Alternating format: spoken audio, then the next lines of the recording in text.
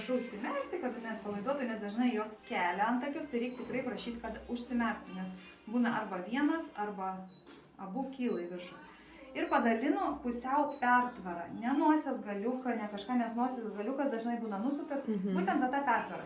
Siūlą pasiemam taip, kad būtų patogu mums prispausti šitoje vietoje, nes dažnai pasiemam taip ir neprispaudžia, tai va, kad prispausti. Padalinau pertvarą pusiau, tada randu pradžios taškus.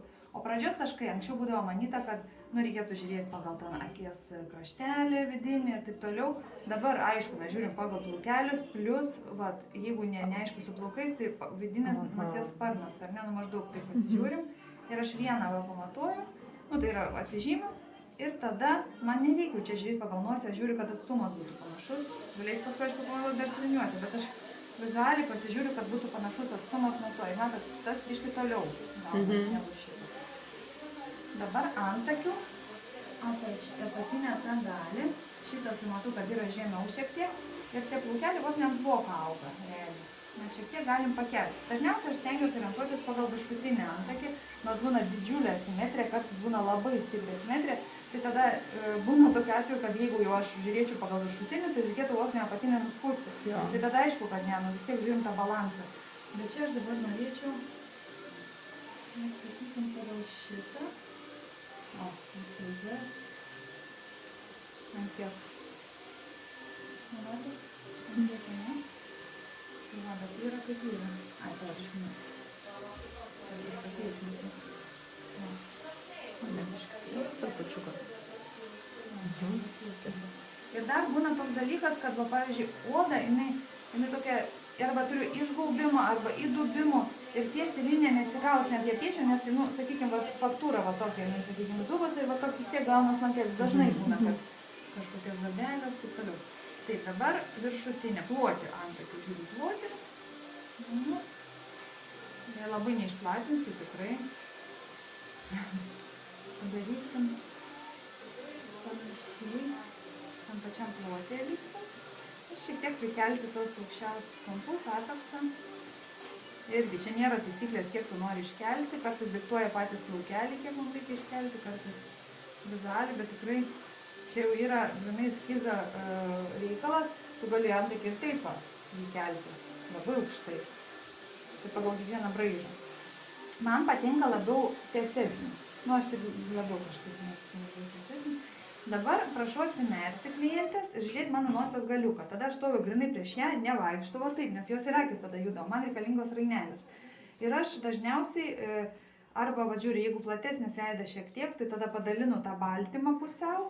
Jeigu būna mažesnis, siauresnis vidukas, tai aš tos rainelės kraštinę dalį paimu. O šiuo atveju tai aš paimsiu, padalinsiu baltymą pusiau. Nes jos apeksas dar toliau šiaip yra natūralus. Bet, per toli, sakyčiau, šiek tiek. Tai tą baltymą pusiau, tada paimu liniuotę, kad būtų vienodai. Vienodai, gal pamatuoju. Biškai ištepu tą liniuotę, kad galiukas, kad atsižymėtų kitoj pusėje.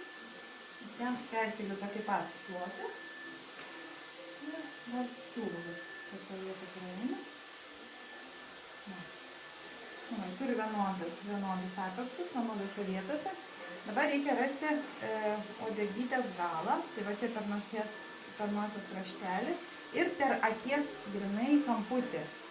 Ne per kažkur, tai būna blakstienas ilgas kartais, tai tada ir gaunas labai ilgas tas antakis. O čia jau iš tikrųjų proporcijas, jau pagal akies kraštelį, va čia jį turėtų baigtis tas antakis.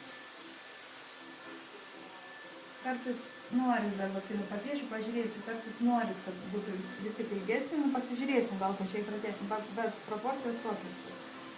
Ir šiaip anksčiau būdavo, kaip matodavo, jeigu makiažė ar kažkur antakį, tai nosies kraštelis, akies irgi rainelė, važiuoti tiesiai, tai va taip labiau.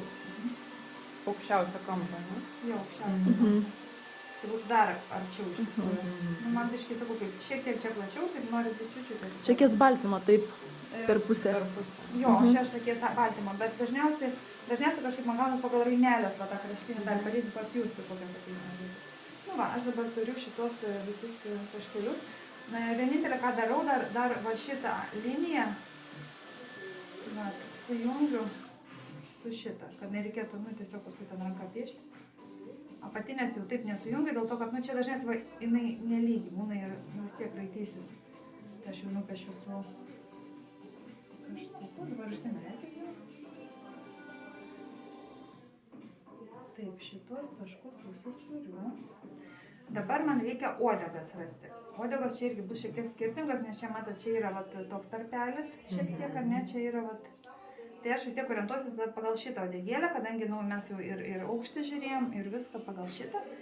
Ir aš dabar tiesiog, rankiniu būdu ieškau, žiūriu, kokią kryptį man pasimti. Va, šitą man patinka, pagal plaukelius.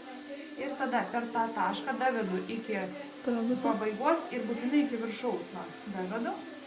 Ir kai davedžiu, mes turim va, dabar šitą tašką ir turim šitą tašką, mums tai reikia juos sujungti, bus tokia pat kryptis vienoda. Tada nu, nebus niekada klaidos uodegoj, nes vizualiai pačiai ten tą ją kurti. Va, juos sujungiam, tos taškelius.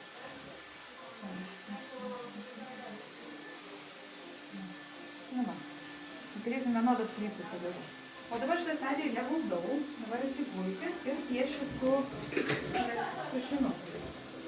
Mhm. Jau tada ne